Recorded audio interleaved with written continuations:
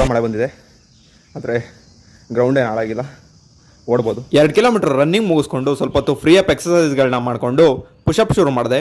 1 ಸೆಟ್ಟಲ್ಲಿ 15ರಂತೆ 5 set push-ups complete ಮಾಡಿ ಸ್ವಲ್ಪ ಹೊತ್ತು ಪ್ಲ್ಯಾಂಕ್ ಮಾಡಿ ಫಸ್ಟ್ ಸೆಟ್ ವರ್ಕೌಟ್ನ ಕಂಪ್ಲೀಟ್ ಮಾಡಿದೆ. ಸ್ವಲ್ಪ ಹೊತ್ತು ರೆಸ್ಟ್ ಮಾಡಿ ಸೆಕೆಂಡ್ ಸೆಟ್ ವರ್ಕೌಟ್ನ ಜಂಪ್ ಮುಖಾಂತರ ಶುರು ಮಾಡಿದೆ.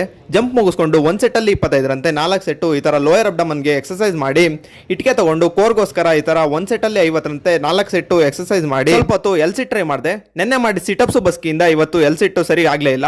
ಆಮೇಲೆ 1 ಸೆಟ್ಟಲ್ಲಿ 20ರಂತೆ 5 ಸೆಟ್ಟು ದಂಡ ಹೊಡೆದು ಸೆಕೆಂಡ್ ಸೆಟ್ ವರ್ಕೌಟ್ನ ಕಂಪ್ಲೀಟ್ ಮಾಡಿದೆ. ಯಾವುದೇ ದೇಶದ ಪೌರತ್ವ ಪಡ್ಕೊಳ್ಳೋಕೆ 2 ರೀತಿ ಸಾಧ್ಯ, ಒಂದು ದೇಶೀಕರಣ, ಇನ್ನೊಂದು ಜನನಸ್ಥಾನ. ನಮ್ಮ ದೇಶದಲ್ಲಿ 1955ರಲ್ಲಿ ಪೌರತ್ವ ಕಾಯ್ದೆನ ತರ್ತಾರೆ, 1986ರಲ್ಲಿ ಅದನ್ನ ತಿದ್ದುಪಡಿ ಕೂಡ ಮಾಡ್ತಾರೆ.